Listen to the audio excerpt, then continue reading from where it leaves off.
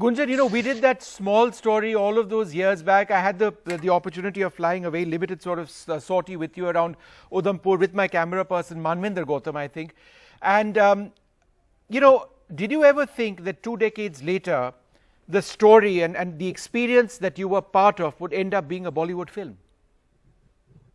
Never, never. I mean, not even in the wildest of my dreams that I ever thought that something, my little contribution would, blow up into something like this. And I feel extremely honored and, sense of responsibility today because it's there on the screen for so many people to see it. So I think it's just so overwhelming and I'm excited about it. Janhvi, the film has a great deal to do with Gunjan's mental strength. It's about her determination. It's also about her wonderful dad at one level. We'll talk about her dad later on. But it's about her determination. It's about her inspiration. It's about what she saw herself becoming. Was that something that motivated you as well to sort of reflect on her determination? Of course, so I think that especially the time that I signed on to the film, I was going through just a phase of a lot of self-doubt. Like I think everyone does for whatever reason, however big or small or apparent or not apparent that reason can be.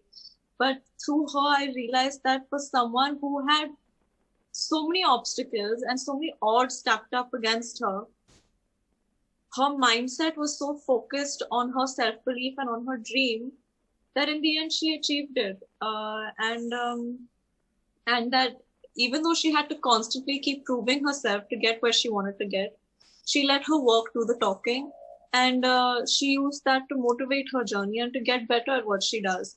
And I think that was extremely inspiring. And I think it should be for everyone and anyone who thinks that they have obstacles to overcome. I hope that this is a story of hope like it was for me.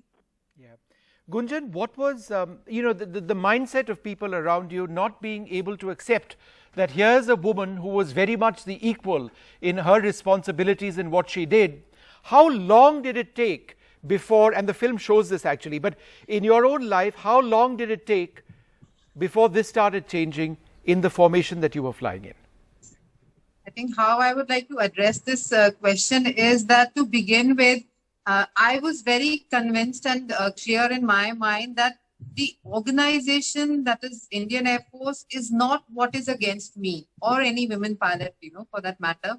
So that was the bottom line that was very clear in my mind. Now coming to individuals, they were from the same society. So their apprehensions really didn't come as a very big surprise to me because it was something that I knew would exist. And when it did come in my way, I think I just didn't give it too much importance is how I would put it. And because I was really convinced in my mind that very soon they will be able to get over it. And I knew that the only way that I could do it was to do my work well. So I think that was the core of my thinking at that time. And how long I would put it in a timeline thing, I think within the first 6 months of reaching there, a lot of these apprehensions, they were taken care of. And after that, I think the sailing just got smoother and smoother and smoother.